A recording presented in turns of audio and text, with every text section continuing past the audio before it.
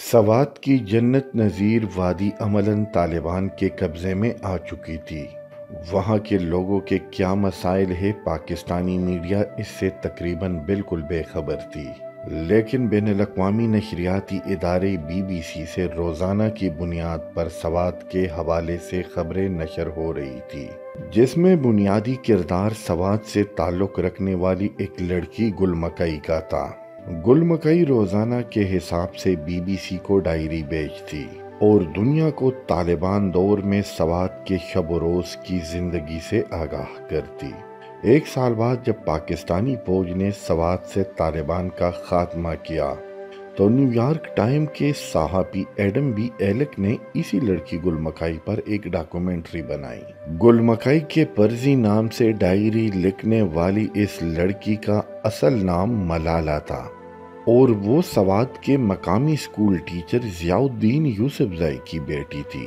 Adam be ایلک کی یہ documentary بہت مشہور ہوئی اور یوں پہلی مرتبہ ملالہ یوسفزئی دنیا کے سامنے آ گئی۔ ملالہ یوسفزئی کا جنم 12 جنوری 1997 کو پاکستان کے سوئٹزرلینڈ کہلائے جانے والے علاقے سوات میں ہوئی۔ آپ کے والد ضیاء الدین یوسفزئی ملالہ میوندی سے بہت متاثر تھے، جس نے افغانستان کے علاقہ میوند میں انگریزوں کے خلاف لڑتے ہوئے شہادت کا رتبہ حاصل کیا تھا۔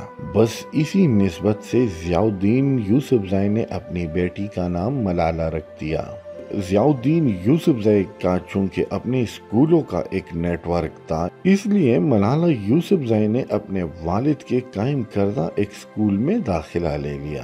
ایڈم بی ایلک کے ڈاکومنٹری کے بعد جہاں ملالہ یوسفزئی ایک طرف بہت مشہور ہوئی تھی تو دوسری طرف طالبان کے ہٹ لسٹ پر بھی آ چکی تھی، کیونکہ ملالہ طالبان کے خلاف لکھتی تھی کہ کس طرح وہ لڑکیوں کے اسکول بند کرا رہے ہیں، خواتین کے گھروں سے نکلنے پر پابندی لگا رہے ہیں۔ جوں ملالہ کی شہرت بڑھتی گئی، اس کی زندگی کو خطرات بھی زیادہ ہونے لگے۔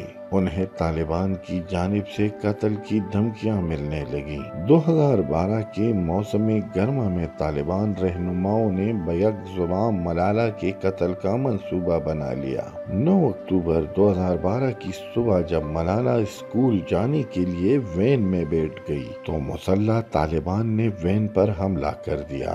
ملالہ کو سر پر گولی ماری گئی۔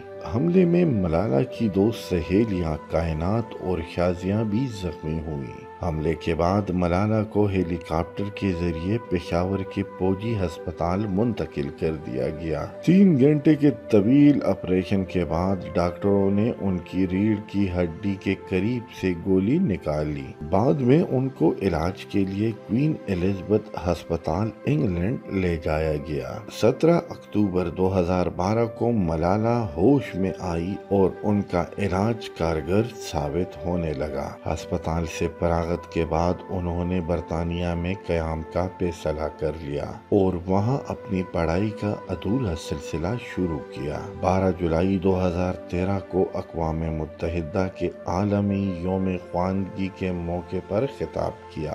10 اکتوبر 2014 کو ملالہ یوسفزئی کو بچوں کے تعلیم کے لیے جدوجہد پر نوبل انعام دیا گیا۔ پاکستان میں ان کو نوبل انعام دینے پر ملا جلا رد عمل سامنے آیا۔ کسی نے ان کو CIA کا ایجنٹ قرار دیا تو کسی نے ایک باشعور لڑکی۔